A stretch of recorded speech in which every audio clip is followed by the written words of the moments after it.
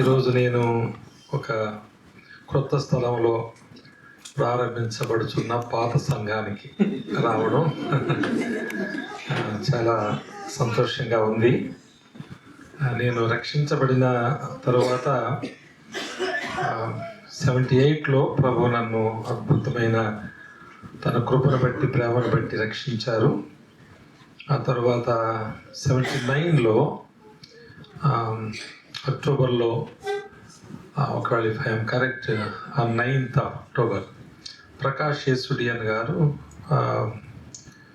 చెన్నై నుండి, అప్పుడు బెంగళూరులో ఉండేవారు, వచ్చి వెస్లీ చర్చ్ సెంటినరీ సెలబ్రేషన్లో మాట్లాడుతుండగా మరి అక్కడ ప్రభు నన్ను దర్శించినట్టు వాక్య భాగం ఏంటంటే going church. He was speaking on the subject going church.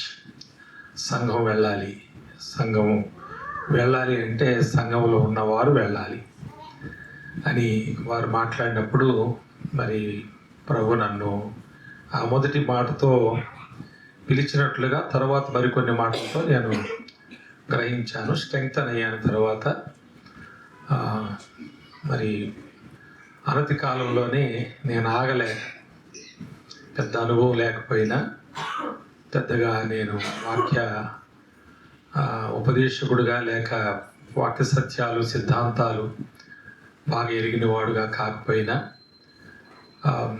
సిద్దిపేటకు వెళ్ళిపోయాను. సిద్దిపేట ఎక్కడో తెలియకపోయినా, అక్కడున్న వారు నన్ను ఎవరు ఎరగకపోయినా నేను ఆ స్థలానికి వెళ్ళిపోవడానికి 79లో ఆ ప్రసంగంలో ఆ మాట, ఆయన growing church, going church, growing church, giving church అని 5 days దాని మీద ఒక్కొక్క సబ్జెక్ట్ మీద మాట్లాడుతూ వచ్చారు. కనుక ఈ సమయంలో మరి ఇక్కడ క్రొత్త స్థలములో ఎస్టాబ్లిష్ చేయబడినటువంటి ఈ సంఘం దినదినాభివృద్ధి పొందాలని నేను ఆశిస్తూ ఉన్నాను. కొన్ని మాటలు కొంత సమయం నేను ముగించవలసి ఉందని నాకు తెలుసు. మేము ఎంతసేపు పడితే అంతసేపు మాట్లాడే స్పీకర్లు మేము. మీరు కూడా మీ ఇష్టం వచ్చినప్పుడు నాకు ఇచ్చారు కనుక నేను కూడా నాకు ఇష్టం వచ్చినప్పుడు ముగించడం న్యాయమే. కానీ మళ్ళా ఇంకెప్పుడు నా ముఖం మీరు చూడరని. పౌలు చాలా పత్రికలు రాశారు. మరి సంఘాలకు 7 పత్రికలు రాశారు. ఆ 7 పత్రికల్లో అన్నీ కూడా ఆయన వ్రాయడానికి ప్రత్యేక సమయాలు, కారణాలు, ప్రేరేపణ ఉంది. కానీ ఫిలిప్పీ పత్రిక ఆయన రాసినప్పుడు ఆయన ఫిలిప్పీలకు ఆ సంఘానికి పత్రిక రాయాలని అనుకోని సందర్భంలో ఆయన రాశారు అని అనుకోవడానికి, మరి ఫిలిప్పీ సంఘము చెరసాల్లో ఉన్నటువంటి పౌలును తన అవసరాలు తీర్చడానికి చాలా ఎక్కువ కాలం అక్కడ బంధించబడినటువంటి ఆయన్ను పరామర్శించడానికి, అలాగే ఆయన అవసరాలు తీర్చడానికి దాదాపుగా 1100 కిలోమీటర్ల దూరంలో రోమా పట్టణానికి, ఫిలిప్పు పట్టణానికి ఉన్న దూరం అది 750 మైళ్ళని వ్రాయబడి ఉంది. అంత దూరం ఎవరు ప్రయాణం చేస్తారు, ఎవరు వెళతారు, ఆయన సమాచారాలు ఎవరు తెస్తారు అని అనుకున్నప్పుడు ఎపఫ్రొదితు నేను వెళతానని ఆయన బయలుదేరారు. అయితే వట్టికేం పోతామని ఆయన నెత్తి మీద పెద్ద మూట పెట్టి పంపించారు. అవన్నీ పట్టుకుని వెళ్ళి ఆయన పౌలుకు ఇచ్చినప్పుడు ఆయన చూసిన తర్వాత తిరిగి వెళ్ళిపోయేటప్పుడు మరి ఈ ఉత్తరం రాసి ఆయన చేతిలో పెట్టారు. కనుక ఆయన ప్రత్యేకంగా తలంచి చాలా కాలము నుండి దాని సమాచారాలని తెలుసుకుని దానికి ఈ ఉత్తరం రాయాలని మిగిలిన ఉత్తరాల్లాగా అభిప్రాయపడి ప్రారంభించలేదు. కానీ ఎపఫ్రొదితును మరి ఆయన చూచినప్పుడు ఆ సంఘ సమాచారాలను తెలుసుకుని దానికి ఉత్తరం రాశాడు. ఇందులో చాలా ప్రాముఖ్యమైన మాటలు ఎన్నో ఉన్నాయి. మరి మన పౌరస్థితి పరలోకములో ఉన్నది, hour citizenship is in heaven అనే మాట ఈ ఆయన పత్రికలన్నింటిలో ఇక్కడే మనం అంత తేటగా చూస్తాం. మరి ఇందులో మొదటి అధ్యాయంలో ముఖ్యంగా 2 భాగాలు, దేవుని సంఘానికి ఉండవలసినటువంటి 2 లక్షణాలు అవశ్యంగా ఉండవలసిన 2 లక్షణాలు ఆయన మొదటి అధ్యాయంలోనే పొందుపరిచారు. అందులో మొదటి వచనం, ఫిలిప్పులో ఉన్న క్రీస్తు యేసునందలి సకల పరిశుద్ధులకును అధ్యక్షులకును పరిచారకులకును క్రీస్తు యేసు దాసులైన పౌలును తిమోతియును శుభమని చెప్పి వ్రాయునది అనేటువంటి మాటలు. ఇందులో ఈ మొదటి వచనానికి భాష్యం చెప్పాలి అంటే సూటిగా 3 మాటలు చెప్పొచ్చు. సంఘములో ఉన్న ప్రతి విశ్వాసి పరిశుద్ధునిగా ఉండాలి, అది మొదటి మాట. సంఘంలో ఉన్న ప్రతి విశ్వాసి పరిశుద్ధునిగా ఉండాలి. మరి పరిశుద్ధత అంటే ఏంటి అంటే ఎన్నో సంగతులు చెప్పుకొని ఇంకా ఏదో ఒక సంగతి చెప్పలేనట్టే ఉంటుంది. ఇది పరిశుద్ధత అని చెప్పొచ్చు, కానీ ఇంకా చెప్పవలసినవి కొన్ని ఉండిపోవచ్చు అన్నట్టుంటుంది. కనుక పరిశుద్ధత అంటే 2 మాటలు స్థూలంగా చెప్తాను, వాటిని జీవితాంతం మనం మనసులో పెట్టుకోవాలి. మొదటి మాట సంఖ్యాకాండము నంబర్స్ చాప్టర్ 25 వర్స్ 11, 11వ వచనం చూడండి. 25వ అధ్యాయము. ఫినెహాసు గురించి మోషేకు దేవుడు చెప్పిన మాట అది. ఫినెహాస్ అంటే అహరోను మనుమడు లేక ఎలియాజరు కుమారుడు. ఆయనకి చెప్పిన మాట ఇది. మోషే ఆయన గురించి చెప్పారు. మోషేను పిలిచి దేవుడు అంటాడు, ఫినెహాసు నేను ఓర్వలేని దానిని తాను ఓర్వలేదు అనే మాట. దేవుడు ఓర్వలేనిది మనము ఓర్వకపోవడమే పరిశుద్ధత.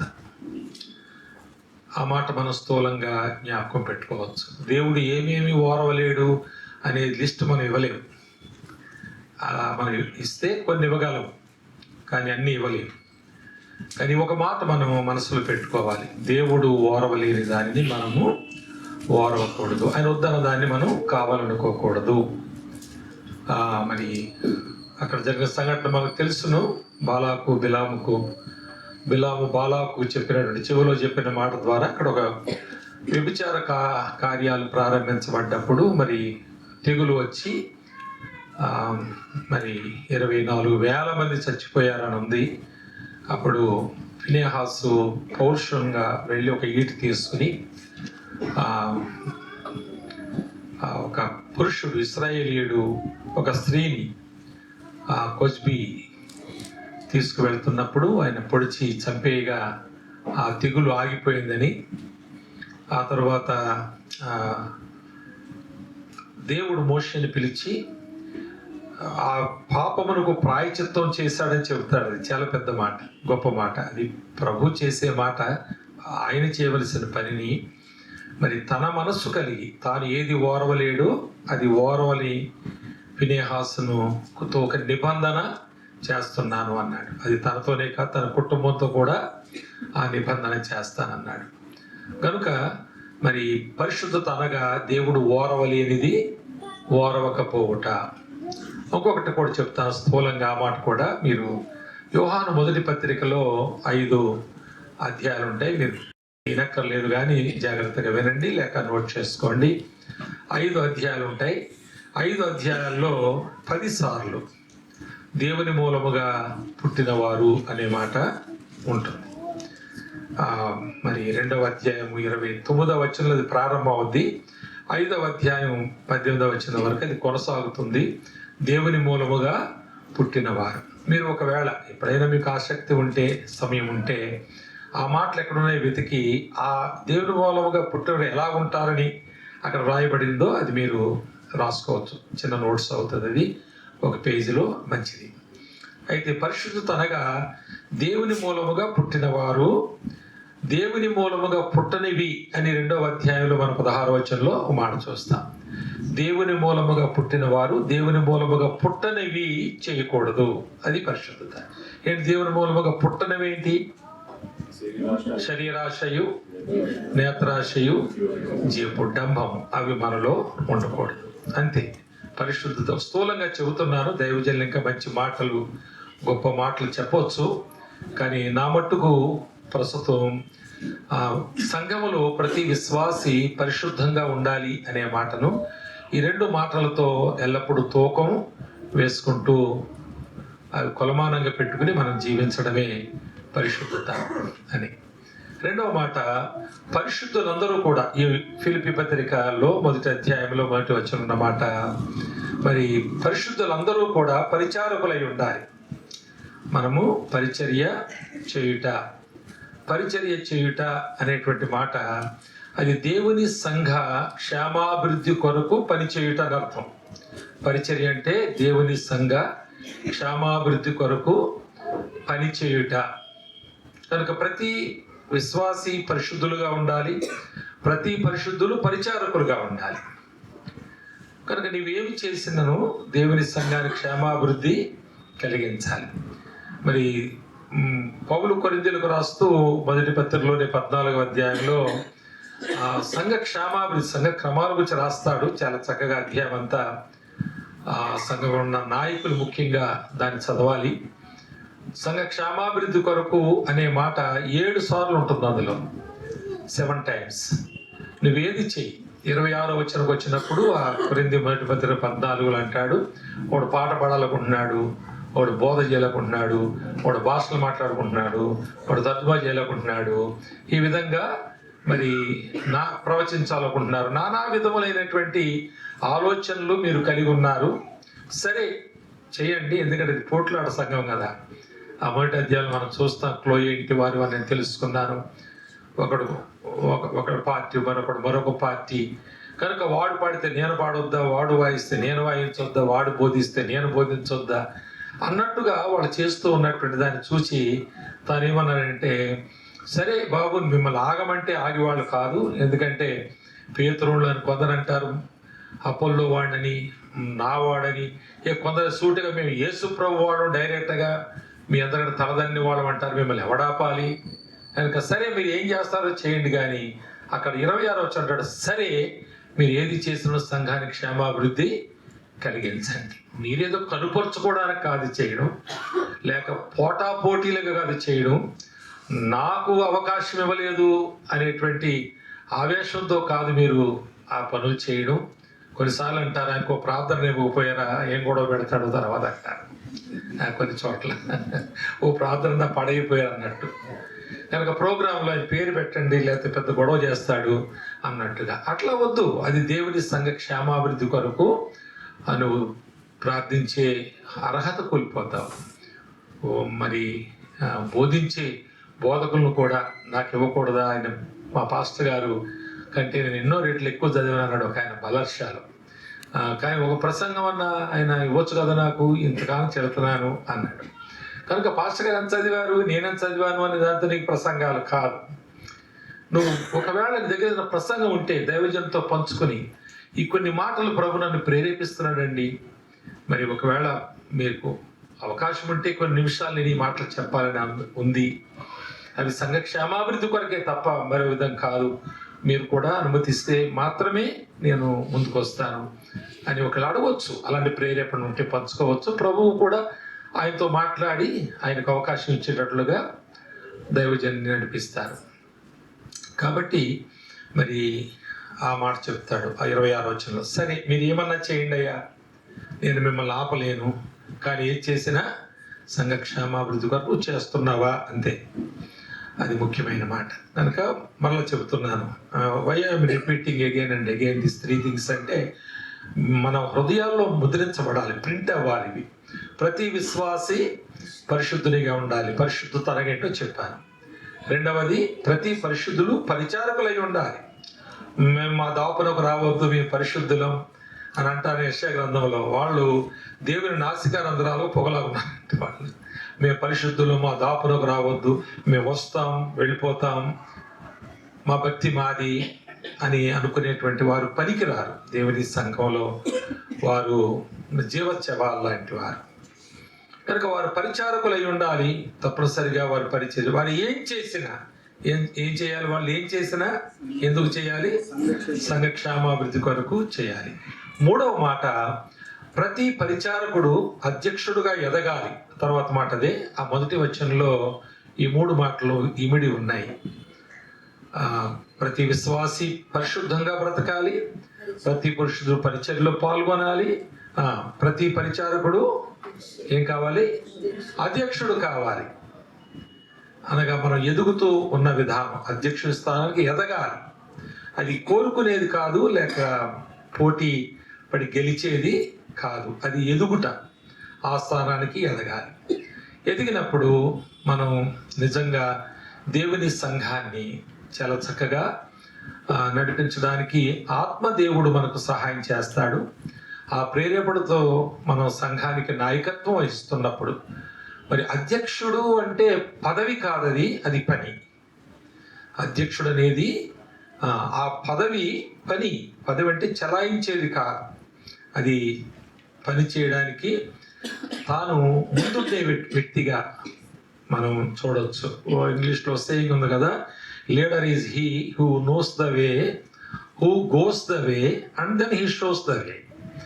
తను నాయకుడు అంటే తనకు బాగా తెలిసినవాడు, తర్వాత దాని గుండా వెళ్ళినవాడు, ఇతరులకు ఆ మార్గాన్ని చూపించి నడిపించేవాడు. కనుక నేను ఎప్పుడు చెబుతాను, ఎప్పుడు నువ్వు చేయాలి, నేను ఇక్కడే ఉంటాను అనేవాడిని మరి బైబిల్ అధ్యక్షుడని చెప్పలేదు. అధ్యక్షుని అది దొడ్డ పని అన్నాడు. తిమోతికి రాసిన, తీతుకు రాసిన మాటలు చెప్తాడు. దొడ్డ పని, గొప్ప పని, మంచి పని, చాలా మంచి స్థానం అది దేవుని సంఘంలో. కనుక ఆ స్థానానికి ఎదగాలి. కానీ విచారం ఏంటంటే అక్కడే చాలా సంఘాలు చాలా చక్కగా మరి కార్యక్రమాలు జరిగిస్తున్నాయి, కానీ అంతటితో అది ఆగిపోతే ఆ second side of the responsibility of the coin ఏమన్నా అనొచ్చు మనం. ఆ సెకండ్ సైడ్ లేకపోతే ఆ కాయిన్కి చెల్లుబడి కాదు. అక్కడ కూడా 3 విషయాలు చెప్పాడు.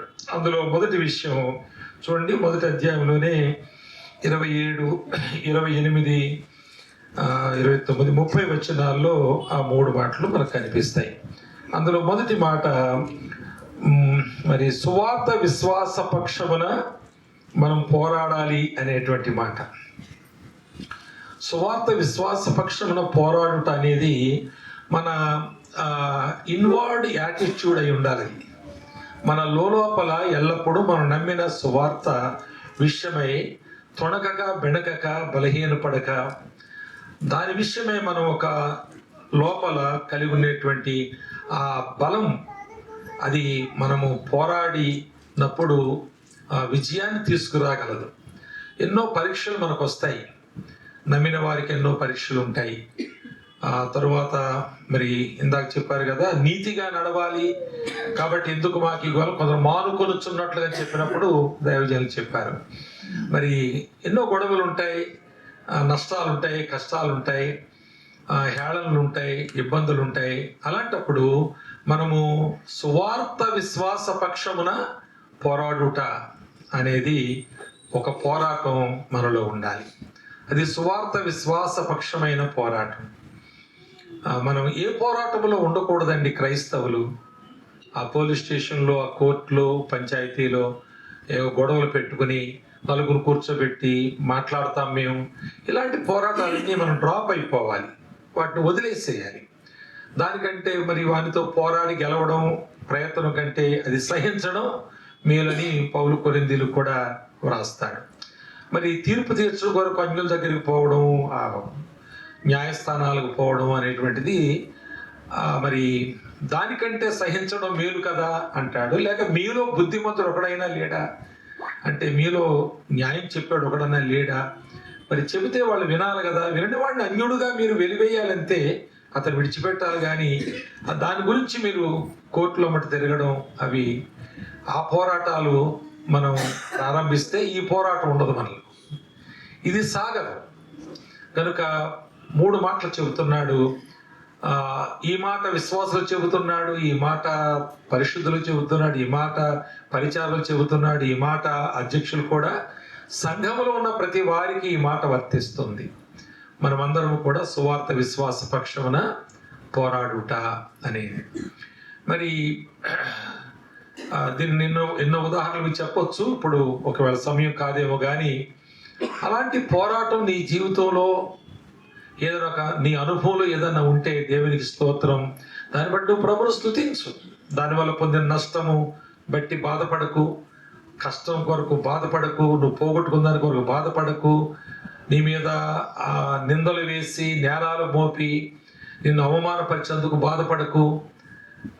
కనుక ఒక పోరాటం నీ లోపల ఎప్పుడు కూడా ఉండాలి. అది మన ఇన్వాల్వ్డ్ యాటిట్యూడ్గా ఉండాలి. మరి ఈ మూడు సరే ఇంతవరకు వస్తున్నాయి సంఘాలు, కానీ ఇక్కడికి వెళ్ళడం లేదు, ఇక్కడిక్కడే ఉంటున్నారు అంతే. మరి ఇందాక ప్రశ్న వేశారు, ఇక్కడ సికింద్రాబాద్ నుంచి వచ్చిన వాళ్ళు కాకుండా ఇంకెవరైనా కొత్త వాళ్ళు ఉన్నారా ఇమానియల్ హౌస్ ఆఫ్ వర్షిప్కి రాని వారు ఎప్పుడు అంటే ఎవరు లేననుకుంటా. లేనట్టే ఉంది.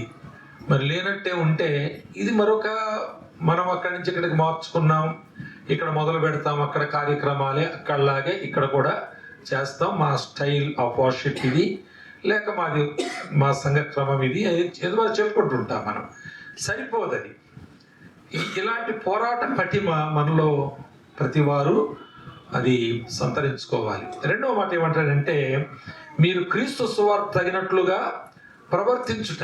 ఇది అవుట్వర్డ్ యాటిట్యూడ్. ఇది మనం బయట ఇతరులు మనం చూచినప్పుడు మన వైఖరి చూచి మనము మన ప్రవర్తన వేరుగా ఉందని వారు అర్థం చేసుకోవాలి. ఎస్తేరు గ్రంథంలో ఒక మాట ఉంటుంది కదా, 3వ అధ్యాయంలో 8వ వచనంలో అహష్వేరోషు రాజు ఒక కంప్లైంట్ ఇస్తాడు. ఎవరండి అయినా హామాను, ఎవరికి? అహష్వేరోషు రాజుకి. ఏంటి కంప్లైంట్ ఏంటంటే 3వ అధ్యాయం 8వ వచనంలో మన రాజ్యములన్నిటిలో 127 సంస్థానాలు కదా, అన్నిటిలో ఒక జాతి వారు చెదిరిపోయి ఉన్నారు, వారు విధులు సకల జనుల విధులు వంటివి వేరుగా ఉన్నాయి, వాళ్ళ విధులు వేరుగా ఉన్నాయి, వాళ్ళ యాటిట్యూడ్ చాలా డిఫరెంట్గా ఉంది, వాళ్ళు మనలా ఉండరు అనేది ఆయన నెగిటివ్గా చెప్పాడు, రిపోర్ట్ తీసుకెళ్ళాడు. కానీ ఎంత పాజిటివ్ మరి విట్నెస్ అది చెప్పండి, ఎంత గొప్ప విట్నెస్ అది. కనుక మా ఇంటి ప్రక్కన ఒకళ్ళు ఉన్నారు, వారి విధానాలు అన్నీ డిఫరెంట్గా ఉంటాయి అని మన గురించి చెప్పుకునేలాగా మనం సువార్తకు తగినట్లుగా ప్రవర్తించాలి. మనము సువార్త చెప్పినప్పుడు అది వారు యాక్సెప్ట్ చేయడానికి మన జీవితంలో వారు ఏదో చూడాలి. అందరిలాగే మనం కూడా దాని వెనకాలే పరుగు పెట్టేవాళ్ళమైతే వాళ్ళు నమ్మడానికి అవకాశాలు ఏమి లేవు. మనం ఒక మతాన్ని బోధిస్తున్నాం అనుకుంటారు, మన మతంలో కలుపుకోవాలని ఆశిస్తున్నామని అనుకుంటారు. అక్కడే ఫుల్ స్టాప్ పెట్టేశారు బయట వాళ్ళు ఇప్పటికే. దాన్ని మనం బ్రేక్ చేయాలి. తర్వాత 3వది అంటాడు, మనం సువార్త పక్షమున లేక ఆయన పక్షమున శ్రమ పడాలి అంటాడు. ఇది సాక్రిఫిషియల్ లైఫ్. ఇది ఈ మూడింటిలో మనం ఎంత క్షుణ్ణంగా ఉన్నామో, ఎంత ఎదుగుతున్నామో అది మంచి మాటే కావచ్చు. అది 4 గోడల మధ్యలో వరకునే అది మంచి మాట. కానీ సంఘం ఈ లోకంలో ఉన్నది మనము ఎల్లప్పుడూ ఇలా గుంపుగా కూడి ఆరాధించుకోవడం మాత్రమే కాదు. కొన్నిసార్లు డెఫినెట్గా మీరు ఇక్కడ పెట్టారు కాబట్టి దూరం వెళ్ళడం కొందరు యాడ్ అవుతారు. ఇమ్మానియల్ హౌస్ ఆఫ్ వర్షిప్లో వాళ్ళు ఒక వారం 2 వారాలు నెల సంవత్సరం వాళ్ళు వచ్చేసరికి మనోళ్ళు అయిపోతారు. ఇక వాళ్ళకి ఇది నేర్పేస్తాం, మనం ఈ క్రమం నేర్పేస్తాం, ఈ టేస్ట్ చూపించేస్తాం. బ్రదర్ అక్కడికంటే ఇక్కడ బాగుందంటారు, అసలు అక్కడ దూరం ఉందనుకోండి. కాబట్టి ఏదో చెప్పేసి మొత్తానికి మనల్ని కూడా మభ్య పెట్టేసి వాళ్ళు చాలా చక్కగా మంచి వాళ్ళే కావచ్చు, కానీ అట్లా సంఘం పెరగడం కాదు. అలా పెరగడం దట్స్ వన్ థింగ్. కానీ సంఘం అందుకు లేదు. వేరే దగ్గర దూరం వాళ్ళు మనకు రావడానికి ఇక్కడ పెడితే చాలా మంది వచ్చేస్తారు. ఒక ఆయన అన్నాడు, బ్రదర్ నేను సెంట్రల్ ఏసీ చేస్తాను బ్రదర్ అన్నాడు రాజమండ్రిలో. ఎందుకు బ్రదర్ అన్నా నేను, ఎందుకు ఇంత అర్జెంట్గా చేయించేస్తానంటే, ఏమి లేదు బ్రదర్, ఒకటే నేను సేవ అక్కడ అంటే అసలు ఆ చర్చ్ వేరే వాళ్ళది, ఆయన తీసుకున్నాడు, లావాదేవీలు జరిగినాయి. అయితే ఈ దారిని వెళ్ళే వాళ్ళు ఎవరు మన చర్చిని దాటి వెళ్ళకూడదు అంటున్నాడు ఆయన. ఎందుకు? ఇలా ఉంటుంది కాబట్టి. నాకు అనుమానం వచ్చి స్వెటర్స్కి వచ్చాను నేను. మీ మీద అనుమానం వచ్చి నేను తక్కువ వాళ్ళు కాదు. మా దగ్గరికి వస్తే బనియన్ మీద రావాలి మీరు, షర్ట్ వేసుకున్న వేడి వచ్చేస్తుంది. కాబట్టి ఈ చర్చి దాటి సైడ్ ఉన్న వాళ్ళు ఎవరు చర్చి దాటి వెళ్ళకూడదు అండి. ఇంతకుముందు అక్కడ పోయేవారు, అక్కడికి వెళ్ళేవారు. ఇంకా ఇక్కడ నుంచి ఇది దాటి ఎవరు అవుతారు. ఇందులో ఏసీ ఉంటుంది, ఫుల్ ఏసీ ఉండదు, సెంట్రల్ ఏసీ ఉండదు, చైర్స్ కూడా ఉంటాయి, బాగుంటాయి అనే మాటతో కొందరు రావచ్చు. కానీ ప్రభువు ఆయన సంఘాన్ని, ఆయన స్వరక్తం ఇచ్చి కొన్న సంఘాన్ని అందుకొంచలేదు. ఈ లోకంలో మనం ఆనందించిన కార్యక్రమాలు నిర్వహించడానికి లేదు. ఒక మాట చెప్తారు వినండి, మనం కార్యక్రమాలు చాలా పెర్ఫెక్ట్గా చేస్తాం కానీ కార్యం ఏం జరిగిందో చూడం. అప్పుడు కలిసిపోతాం మనం, కార్యక్రమాల్లోనే అలిసిపోతాము. చాలా సక్సెస్ఫుల్గా చేసినట్టుగా అప్రిషియేషన్స్ వస్తాయి మనకి. అసలు కార్యం ఏంటి, ఏం జరిగిందో దాని గురించి పట్టించుకునే సమయం మనకు ఉండదు. అప్పుడు నిద్ర వచ్చి వెళ్ళి పడుకుంటాం, దానిలో లేచి ఎవరి డ్యూటీగా వెళ్ళిపోతారు. కనుక కార్యక్రమము అనేది అది ప్రపంచవ్యాప్తంగా జరుగుతున్నటువంటి మిగిలిన విషయాల్లో, సంస్థల్లో అంటారో ఏమంటారో అన్నిటిలో కూడా జరుగుతున్నాయి కార్యక్రమాలు. కానీ సంఘము కార్యక్రమాలు నిర్వహించడానికి లేదు. ఒక కార్యము జరుగుటకు అది కారణంగా ఉండాలి అనేటువంటిది మనం ఇక్కడ గుర్తిస్తాం. దాని కొరకు మీరు శ్రమ పడాలి. సాక్రిఫిషియల్ లైఫ్ అని, మనము త్యాగపూరితమైన ఒక జీవితాన్ని మనం జీవించాలి. సరే, ఇవన్నీ చెబుతున్నట్టు పౌలు తానేం చేస్తున్నాడో చెబుతున్నాడు ఆ చెరసాల్లో. చూడండి, ఆ మాటలు చూడండి. మనం ముగింపులోకి వెళ్ళిపోదాం స్పీడ్గా. మొదటి అధ్యాయంలో 12వ వచనంలో, సహోదరులారా, నాకు సంభవించినవి సువార్త మరి ఎక్కువగా ప్రబలమగుటకే సమకూడినని మీరు తెలుసుకొనగోరుచున్నాను. ఎలాగనగా నా బంధకములు క్రీస్తు నిమిత్తమే కలిగినవని ప్రేతోరియమును సేనలోని వారికి అందరికీ తక్కిన వారందరికీ స్పష్టమైంది. అసలు నేను ఈ బంధించబడి ఈ ప్రేతోరియం అనే సేన, వాళ్ళ కాట్ల కుక్కలు లాంటి వాళ్ళ, జాలి కనికరాలు ఉండే వాళ్ళకి కండలు పీకేసి ఆనందిస్తారు. ఆహాహా అని ఆ రక్తాలు కారుతుంటే, ఆ బాధ అనుభవిస్తుంటే చూసి ఆనందించేటువంటి గ్రేహాండ్స్ లాంటి వాళ్ళు వీళ్ళు. అలాంటి వారి మధ్యలో నేను పడుతున్న బాధలు, షిఫ్ట్ వైజ్గా వాళ్ళు వస్తారు, ఫ్రెష్గా వాళ్ళు హింసించడం మొదలు పెడతారు. మరి ఒకడు హింసించి వెళ్ళిపోతాడు, అలసిపోయి ఇంకోటి వచ్చి మొదలు పెడతాడు. ఇలాగున నేను ఇందులో ఉండి వారి చేత హింసలు, ఈ బాధలు నేను అనుభవించడం వలన సువార్త మరి ఎక్కువగా ప్రబలమగుటకు ఇవి కారణంగా ఉన్నాయి. ఈ కారణం వలన లోపలని హింసించే వారికి సువార్త అందుతుంది అని తెలుసుకుంటున్నారు వాళ్ళు. మరి బయటికి వెళ్ళి చెప్పుకుంటున్నారు.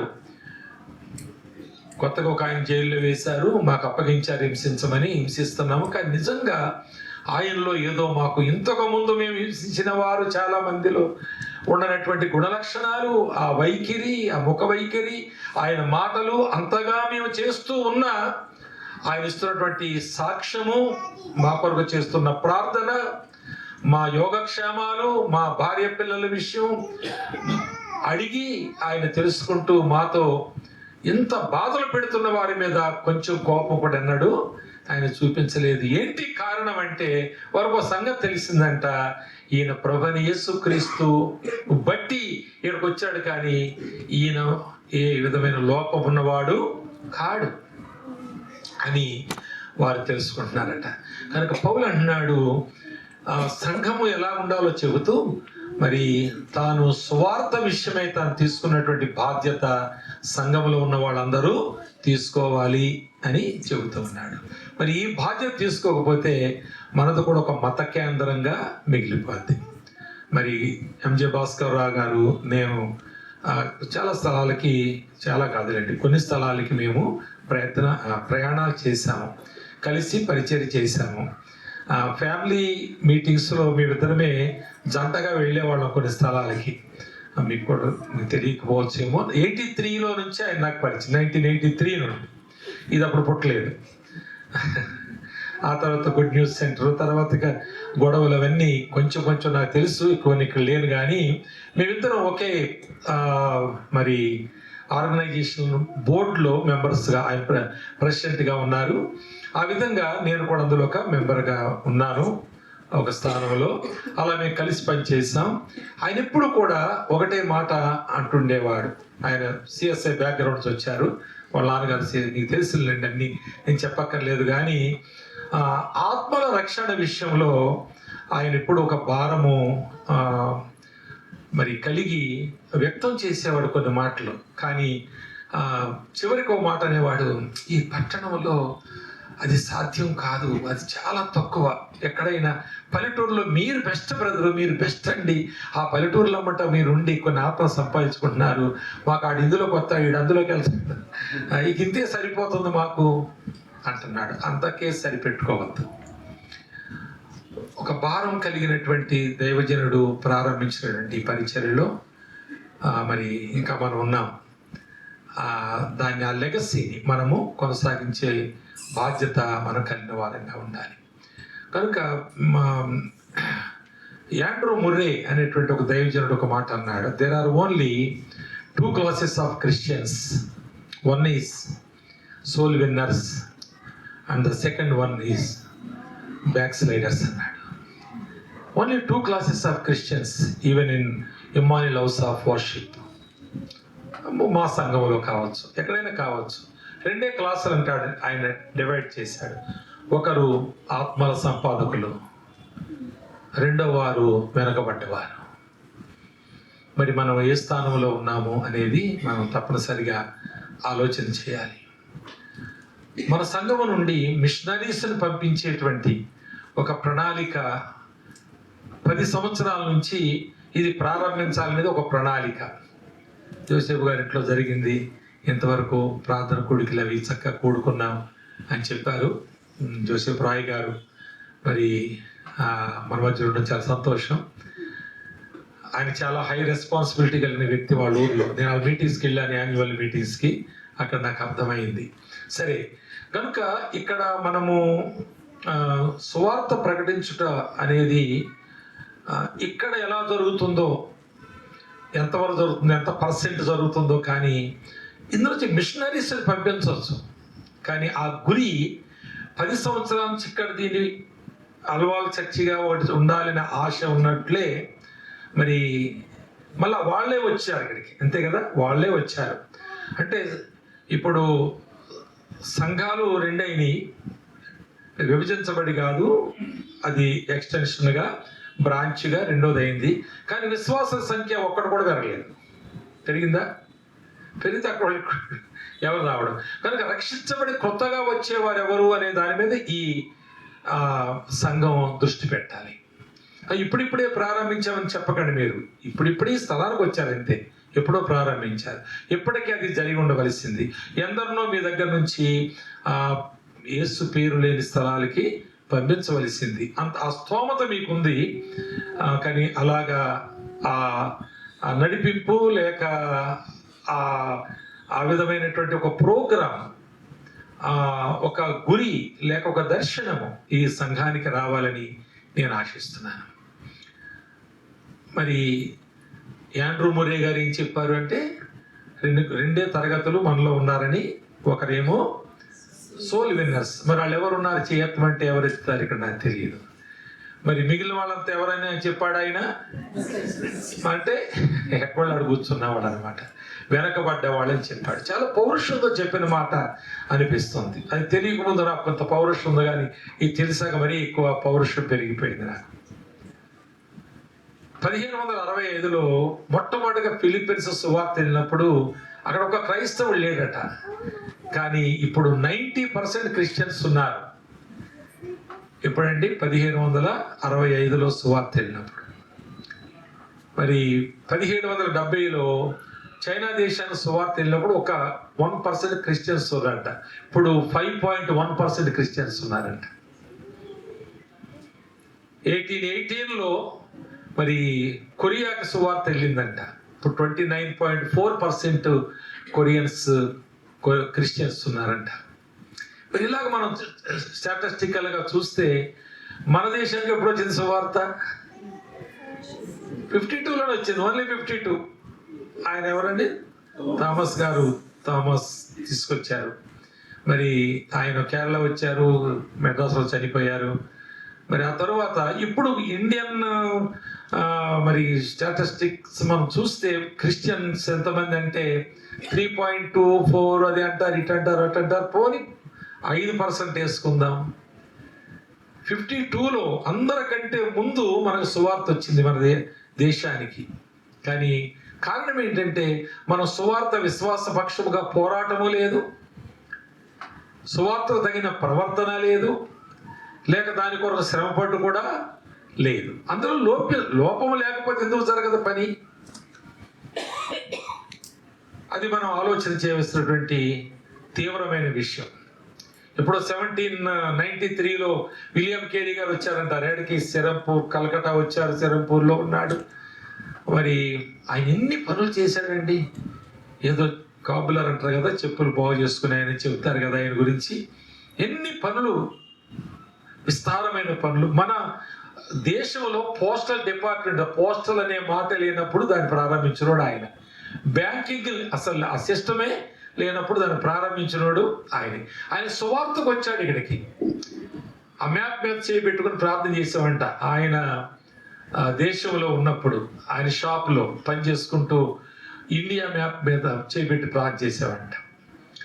మరి ఆయన మన దేశానికి వచ్చి బెంగాలీ భాషకు లిపి లేదప్పుడు, ఈయనే లిపిని కనుగొన్నాడు. మరి దాని డిక్షనరీని కూడా కనుగొన్నాడు. సంస్కృత భాషను దానికి కూడా డిక్షనరీ రాశాడు ఆయన. ఫస్ట్ ప్రింటింగ్ ప్రెస్ తెచ్చింది ఆయనే కదా మన దేశానికి. పేపర్ తీసుకొచ్చి ప్రింట్ చేసింది కూడా ఆయనే కదా. మరి ఇంగ్లాండ్ దేశాలు మన దేశం ఉండకూడదు అన్న వాళ్ళు మన దేశ పోస్టల్ స్టాంప్ మీద విలియం కేరీ గారి ఫోటో వేశారు, తలకాయ వేశారు. మరి ఎంత ఘనమైన సేవ చేశాడు ఆయన. అప్పుడు బాల్య వివాహాలు అరికట్టాడు, శిశు బలులను అరికట్టాడు ఆయన. సతీ సహగమనం అని ఒకటి ఉండేది. బెంటిక్ ప్రభు, రాజా రామ్మోహన్ రాయలు ఎవరు ఉండేవారు అప్పుడు, వాళ్ళతో నెగోషియేట్ చేసి వాటన్నిటినీ తొలగించి వేశాడు. 41 సంవత్సరం ఆయన ఈ దేశము వచ్చాడు, అడుగు పెట్టాడు, వాళ్ళ వెనకకి వెళ్ళలేదు. 46 భాషల్లో బైబిల్ను కానీ బైబిల్ ప్రతులను కానీ ఆయన తర్జుమా చేశాడు. 46 భాషల్లో. ఎంత గణనీయమైన సేవ. ఒక వ్యక్తి వెళితే మీరు వెళ్ళి ఫలించాలి, మీ ఫలము నిలిచి ఉండాలి. కూర్చుని ప్రార్థన చేస్తున్నాం, కూర్చుని చందాలిస్తున్నాం, కూర్చుని ఎవరికో సపోర్ట్ చేస్తున్నాం, ఇవన్నీ డిఫరెంట్ థింగ్.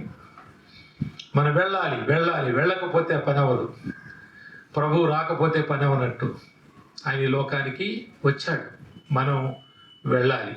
పాపులను రక్షించుటకు క్రీస్తు యేసు లోకమునకు వచ్చెను. ఇంకో మాట చెప్పన, పాపులను రక్షణలో నడిపించుటకు క్రీస్తు యేసు మనలను ఈ లోకములో ఉంచెను. ఈ మాట పెట్టుకోవాలి మనం తప్పనిసరిగా. దాని ప్రక్కనే పెన్సిల్తో రాసుకోవాలి, జ్ఞాపకం పెట్టుకోవాలి. మనం ఎందుకున్నాం ఈ లోకంలో.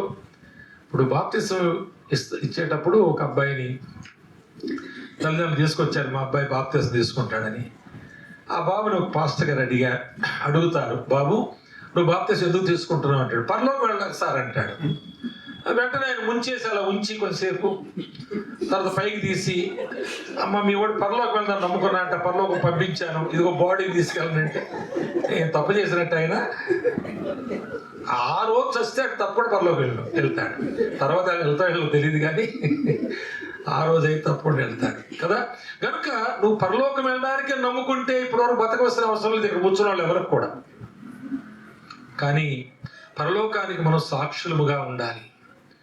పరలోకమునకు మార్గమైన క్రీస్తులోనికి అనేక మందిని మనం నడిపించడానికి ఆయన మనల్ని ఇక్కడ ఉంచాడు అని మనం గుర్తించాలి. మరి ఇంత గణనీయమైన సేవ చేసినటువంటి వాళ్ళు ఉన్నారు. మరి మనలో ఎవరు లేస్తున్నారు? మొన్న మా అబ్బాయితోటి, మా పెద్ద అబ్బాయితోటి ఒక పీజీ పూర్తి చేసుకున్న ఒక మెడికల్ స్టూడెంట్ మాట్లాడుతూ, ఆమె గవర్నమెంట్ జాబ్ వచ్చినప్పుడు బాబు నాకు వెళ్ళింది, మాట్లాడుతూ అన్న నేను చాలా సెమినార్స్కి అటెండ్ అయ్యాను, మిషనరీ సెమినార్స్కి అని చెప్పిందంట. మరి నువ్వు ఎందుకు మిషనరీ కాలేదని అడిగాడంట. కాదన్నా చాలా రెస్పాన్సిబిలిటీస్ ఉంటాయి కదా, బ్యాంక్ లోన్ మీద చదివాను నేను, లోన్ తీర్చాలి కదా.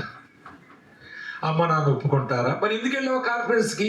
చాలా వాటికి వెళ్ళారంట. ఫస్ట్ ఇయర్ నుంచి వెళ్తున్నావు నువ్వు. ఆ ఫస్ట్ ఇయర్ పోయిన తర్వాత ఒక 3 years పీజీ చేసింది. ఆల్టుగెదర్ 8 years అయింది. 8 times కనీసం 6 సార్లు వెళ్ళింది అనుకుందాం. మరి ఎందుకు మిషనరీ కాలేకపోయావు నువ్వు అంటే, అలవాటు అయిపోయింది కాన్ఫరెన్స్కి వెళ్ళడం, మెడికల్ క్యాంప్స్కి వెళ్ళడం, వినడం రావడం. కానీ ఏది మిషనరీస్? ఏది ఎక్కడున్నారు? ఒక నర్స్ కావాలంటే దొరుకుతలేదు మాకు, ఒక స్టాఫ్ నర్స్ కావాలి హాస్పిటల్, మిషన్ హాస్పిటల్ కంటే దొరకడం లేదు. మాకేమి ఇస్తారు, అక్కడికి ఎలాగొస్తాం, అది అట్లా ఉంది ఇది ఎలాగుంది అనుకుంటే విలియం కేర్ వచ్చేవాడా? ఆయన ఏమైనా చేయగలిగేవాడు ఇక్కడ? ఆయన వల్ల ఏమైనా అయ్యేదా? ఆయన భార్య పిచ్చిదయ్యింది, కొడుకు చచ్చిపోయాడు, పాతి పెట్టుకున్నాడు. ఆయన భార్య పిచ్చిదై ఆమె చచ్చిపోయింది, ఆమెను పాతి పెట్టుకున్నాడు. ఇవన్నీ రాసి పెడితే ఆమె తగలబెట్టేదాన్ని, మళ్ళా రాసుకునేవాడు. ఇన్ని బాధలు పడి ఆయన ప్రభు పనిచేసి చరిత్రలో నిలబడ్డాడు, మన దేశ చరిత్రలో నిలబడ్డాడు. కానీ మనం ఒక స్థలానికి వెళ్ళి ఓ పదాత్మను సంపాదించుకుందామనే ఆలోచన, ఆశ మనకు లేకపోవడం చాలా విచారకరమైనటువంటి శోచనీయమైన విషయం. హడ్సన్ టైలర్ గారు చైనా వెళ్ళినప్పుడు 2 సంవత్సరాలు పనిచేసి ఆయన తిరిగి మళ్ళీ వెనక్కి వచ్చి ఇంగ్లాండ్ దేశం వచ్చాడు. ఆయన సాక్ష్యం తిరిగి వచ్చేది టోటల్గా ఆయన లీవ్ మీద అలా వచ్చినట్టుగా 2 సంవత్సరాలు పోయింది, వచ్చాడు, మళ్ళీ వెళ్ళిపోతాడు ఫ్యామిలీతో ఉండి. అయితే ఇలాంటి మీటింగ్ పెట్టారు ఒక టౌన్లో. ఎవరు? చైనా మిషన్ వాళ్ళు. ఆయన డాక్టర్ హడ్సన్ టైలర్ కదా, ఫేమస్ డాక్టర్ అని చెప్తారు. అంతా వైండ్ ఆఫ్ చేసి వెళ్ళాడు ఆయన. అయితే ఆయన మరి సాక్ష్యం చెప్పిన తర్వాత చైనా మిషన్ చెందిన చైర్మన్ గారు ఆల్టర్ కాల్ ఇచ్చారంట. హడ్సన్ టైలర్ గారు మరి వెళ్ళిపోతారు, ఒక 2 months వెళ్ళిపోతారు వెనక్కి. ఎవరైనా ఒకవేళ మీలో ఆయన కూడా వెళ్ళడానికి, ఆయన సహకారులుగా ఉండడానికి, ఒంటరిగా ఉంటున్నాడు ఆయన, ఎవరు ఉంటే బాగుండును అని ఆయన అంటున్నాడు. మరి మీలో ఎవరైనా వెళతారా అని ఆల్టర్ కాల్ ఇచ్చారంట. 10-15 నిమిషాలు అలా చెబుతానే ఉన్నాడు. అప్పుడు ఇంతలో ఒక ఆయన కర్ర పట్టుకుని కాళ్ళు లేని ఆయన నడుచుకుంటా కుంటుతా వస్తారట ముందుకి. అప్పుడు చూసి వీళ్ళన్నారంట, సార్ నేను వెళ్తాను, వారితో నేను ఉంటాను, పరిచర్లో పాల్గొంటారంటే, బాబు నీలాంటి వాడు పనికిరారు, ఎందుకంటే ఒక్కాలే కదా, అక్కడ చాలా యాక్టివ్గా ఉండాలి, మరి జాగ్రత్తగా ఉండాలి, వాళ్ళు పట్టుకుని లోపల పడేస్తారు, చంపేస్తారు, ఏదో మొత్తానికి నీవు కుదరవు, అంగవైకల్యం వాళ్ళు కుదరరు అని చెప్పారంట. ఆయన నెమ్మదిగా నడుచుకుంటూ వెళ్ళిపోయిన సీట్లో కూర్చున్నాడు. మీటింగ్ ముగించబడింది, వెళ్ళిపోయింది. తర్వాత ఒక నెల పోయాక మరో టౌన్లో మీటింగ్ పెట్టారంట. అలాగే మరలా సాక్ష్యాన్ని విని ఆల్టర్ కాల్ ఇస్తే ఈ చైర్మన్ గారు అప్పుడు ఎవరు వస్తలేదంట. మళ్ళీ 15 నిమిషాలు పోయాక ఆకుంటే ఆయన వస్తున్నాడంట. మళ్ళా కరబట్టుకులా వస్తున్నాయంట. బాబు చెప్పాం కదా నువ్వు పనికిరావని అంటే, అప్పుడు అన్నట్ట, సార్ అక్కడ చాలాసేపు వెయిట్ చేశాను సార్, ఇక్కడ చాలాసేపు వెయిట్ చేశాను, ఏమన్నా 2 కాళ్ళు ఉన్న వాళ్ళు వెళ్తారేమో చూశాను, ఎవరు లేకపోతే నేనన్నా పనికి వస్తానేమని వచ్చాను సార్. ఏమైనా అర్థమవుతుందా మనకి? ఏమైనా అర్థమవుతుందా? మీరు ఆయన పేరు జార్జ్ స్టార్ట్, మీరు రాసుకోండి. ఆ గూగుల్ సెర్చ్లు ఏముంటాయి కదా, కొట్టి చూడండి, అందులో నేను చెప్పిన జార్జ్ స్టార్ట్ అని రాసుకోండి. ఆయన పేరు చెబుతున్నాను మీకు, ఆయన చరిత్ర మీకు తెలుస్తుంది. నేను కొద్దిగా చెప్తున్నాను, మీకు ఎక్కువ తెలుస్తుంది. అందులో ఆయన 5 years కాన్స్టెంట్గా అక్కడ ఉండి ఆయన పరిచర్య చేసి, ఘనమైన పరిచర్య చేసి తిరిగి వచ్చాడు. జార్జ్ స్టార్ట్ చైనా మిషన్ చూడండి, అంతే సరిపోతుంది. ఎన్నో విషయాలు మీరు చూస్తారు, ప్రభు మీతో మాట్లాడతాడు తప్పకుండా. అయితే 5 సంవత్సరాల తర్వాత జబ్బు చేస్తే ఇంటికి హడ్సన్ టైలర్ గారు పంపించారు, నువ్వు ఇంటికి వెళ్ళు, ఇక్కడ నీకు పరిచయం చేసేవాడు ఉంటారు కదా, మరి నువ్వు సిక్ అయిపోయావని పంపిస్తే వచ్చి కుటుంబంతో కలిసి ఇక్కడ విశేషాలన్నీ చేయలేవని చెప్పి హాస్పిటల్లో జాయిన్ అయ్యి అక్కడ చచ్చిపోయాడు ఆయన. అప్పుడు ఆయన భార్యను పిల్లల్ని పిలిచి ఇలాంటి మీటింగ్ కూడా పెట్టి, అమ్మ మీరు ధైర్యంగా ఉండండి, మీకేం కావాలో మా మిషన్ జీవితకాలం పోషిస్తుంది, మీ పిల్లలకు కూడా ఎడ్యుకేషన్కి ఏమీ లోటు లేకుండా ఎంతవరకు చదువుకున్నా మేము సపోర్ట్ చేస్తామని చెప్పి చైనా మిషన్ వారు ఆమె హామీ ఇస్తే, ఆమె అప్పుడు లేచి అన్నంట, సార్ ఇది చైనా దేశంలో పనిచేసే వారికి సపోర్ట్ చేసే మిషన్ సార్, ఇది ఇంగ్లాండ్ దేశంలో ఉన్న వారికి కాదు సార్. కాబట్టి నేను ఏదో కష్టం చేసుకుని బతికి నా పిల్లలు ఏదో పోషించుకుంటాను, కానీ మాకు ఆశ ఉంది సార్, మాకు సెలవు ఇవ్వండి, నా భర్త చేసిన పని నేను కొనసాగిస్తాను, నన్ను పంపించండి. ఎంత బ్రతిమాలినా ఆగలేదు. పిల్లలు చదువుల మధ్యలో ఉన్నారు, అక్కడికి వెళ్తే భాష రాదు, కొత్త కల్చర్ అది, ప్రదేశం అది. ఇలాగ నువ్వు ఒక ఆడ మనిషిగా పిల్లల్ని తీసుకువెళ్తే మరి పరిస్థితి ఎలా ఉంటాయి అంటే, సార్ అది ఏమీ లేదు, నన్ను పంపించండి సార్. కుంటివాడు పనికిరాని మీరు అన్నారు కదా సార్, పనికొచ్చాడు కదా, 5 ప్లేసెస్లో మీరు అందులో చూడండి, తర్వాత ఇంకా ఎక్కువ ఇన్ఫర్మేషన్ మీకు దొరుకుతుంది. ఆయన ప్రారంభించిన ఆ చిన్న చిన్న గుంపులు, మరి ఆయన వారి సాక్ష్యాలు, వారి విశ్వాసము, వారు కొన్ని కష్టాల గుండా వెళితే ఎలా నిలబడుతున్నారో అవన్నీ, మరి వాళ్ళని నేను ఉంటాను సార్ వెళ్ళి, నా భర్త పనికిరాడని మీరు అన్నారు కానీ పనికొచ్చాడు కదా, నన్ను పనికిరారు అని అనొద్దు. నా పిల్లల సంగతి పర్వాలేదు సార్, నా పిల్లలు అక్కడ ఉంటారు, వాళ్ళు చదివినా చదవకపోయినా ఏమైనా పర్వాలేదు, నా భర్త చేసిన పని మాత్రం నిలబడాలంతే అక్కడ. కనుక ఇలాంటి సాక్ష్యాలు మన ముందు ఎన్నో ఉన్నాయి. 2 కాళ్ళు ఉన్నవాళ్ళు ఎవరు వెళ్ళనందువల్ల ఒంటి కాలు వాడినైనా నేను వచ్చాను అని చెప్పాడు. షోమ్రోన్లో పెద్ద కరువు వచ్చినప్పుడు 4 కుష్ఠరోగులు వాళ్ళు తెగించి మరి ఆ గుడారంలోకి, శత్రువుల గుడారంలోకి వాళ్ళు వెళ్ళినప్పుడు మరి అక్కడ దేవుడు చేసే అద్భుతమైన కార్యం మనకు తెలుసు. వాళ్ళందరూ గుర్రాల శబ్దాలు వస్తున్నాయని వాళ్ళంతా ఆషూరు దేశం వచ్చిన వాళ్ళందరూ కూడా సోల్జర్స్ అంతా పారిపోయారు, ఖాళీ చేసి. వాళ్ళు వెళ్ళి అక్కడ భోజన పదార్థాలన్నీ, రాజులు 2వ గ్రంథంలో 7వ అధ్యాయం ఇవన్నీ మీరు చదువుకోవచ్చు. ఆ భోజన పదార్థాలన్నీ చూసి బాగా కడుపు నిండా తినేసి, ఆడ కరువు ఉంది, గాడి తలకాయ ఏదో పావురపు రెట్ట అమ్ముతున్నారు, చాలా భయంకరమైన కరువు, పిల్లల కోసం తింటున్నారు, అలాంటి కరువు ఉంది. అలాంటి పరిస్థితుల్లో వీళ్ళు వెళ్ళి కడుపు నిండా తినేశారు.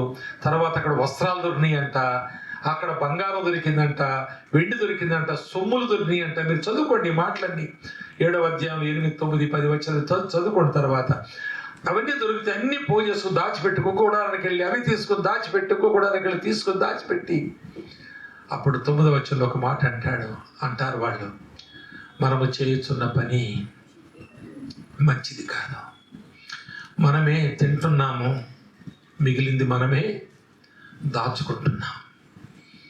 ప్రియులారా, మనకి ఉండడానికి ఒక ఇల్లు సరిపోద్ది కానీ సరిపెట్టుకోలేకపోతున్నాం. నడుపుకోవడానికి 4 చక్రాల కారు ఏదైనా సరిపోద్ది కానీ దానికి ఎన్నో హంగులు ఆర్భాటాలు వెతుకుతున్నాం. హై ఎండ్లకు వెళ్ళిపోయి డబ్బు విస్తారం పోసేసి ఏదో ఇలా నొక్కితే పైన టాప్ ఇలా వచ్చేస్తంటే వెనక్కి వెళ్ళిపోద్దంట, పైన లేచి నిలబడొచ్చంట. ఇవన్నీ వేషాలు వేస్తున్న లోకంతో మనం కూడా వేషాలు వేస్తూ ఉంటే సువార్త ఎలా ప్రబలుతుంది? మనమే నిండుతాం. చూడండి, డెఫినెట్గా ఈ ఏరియాలో ఉన్న కొంతమంది క్రైస్తవులు వచ్చి జాయిన్ అయిపోతారు. మరి ఇప్పుడు ఎంతమంది అసలు ఉన్నారో నాకు తెలియదు కానీ మరి ఒక 30, 40 మంది, 20 మంది ఉండొచ్చు ఈ ఏరియాలో. మరి వాళ్ళు అనతి కాలంలోనే చాలా పెరిగిపోద్ది సంఖ్య. వాళ్ళు ఎవరంటే దూరం వెళ్ళలేని వాళ్ళు, అక్కడికి వెళ్ళిన వాళ్ళు, అసలు వెళ్ళిన వాళ్ళు ఎవరో వచ్చి ఇందులో కూర్చుంటారు, పోతారు.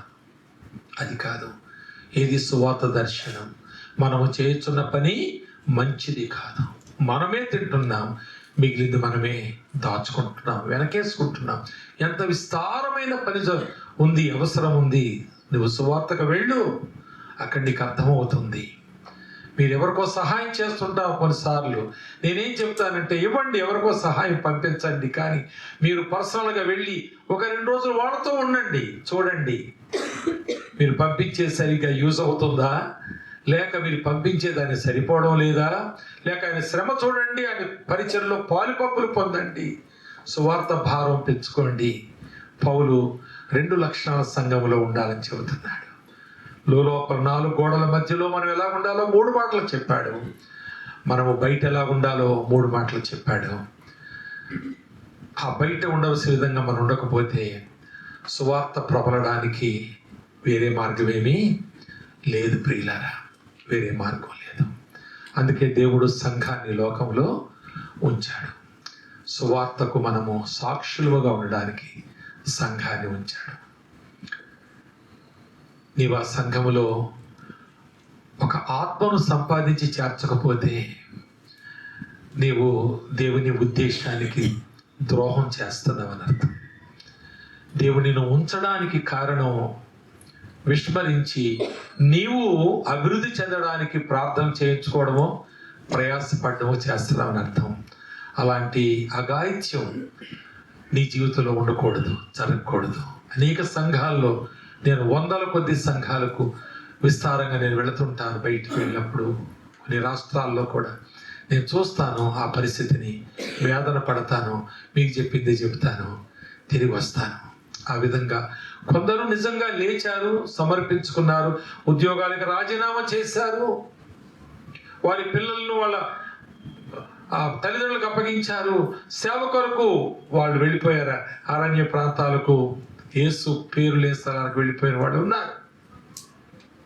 కానీ కొద్దిమంది ఉన్నారు, వేళ్ల మీద లెక్కించవచ్చు. వేలాది మంది క్రైస్తవులు ఉన్నారు, కానీ వేళ్ల మీదే అలా వెళ్ళిన వాళ్ళు ఉన్నారు. కనుక మీలో ఎవరైనా ఒకవేళ అలాంటి ఆలోచన, ఆశ కలిగి ఉంటే నాకు చెప్పండి. మంచి స్థలాలు ఉన్నాయి, సువార్త లేని స్థలాలు ఉన్నాయి. జీవితాన్ని అక్కడ గడపండి. ఒకటే బ్రతుకు మంది, ఒకటే బ్రతుకు.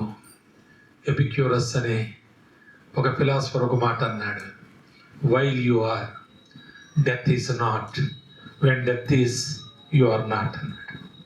చాలా సింపుల్గా మనం చావుల గురించి ఇప్పుడు ఆలోచించాం, కానీ అది వస్తే మనం ఉండమంతే. కాబట్టి ఉండగానే మనం ప్రభు వారికి ఏమైనా చేయాలని ఆశపడతాం. Let us bow our heads and pray.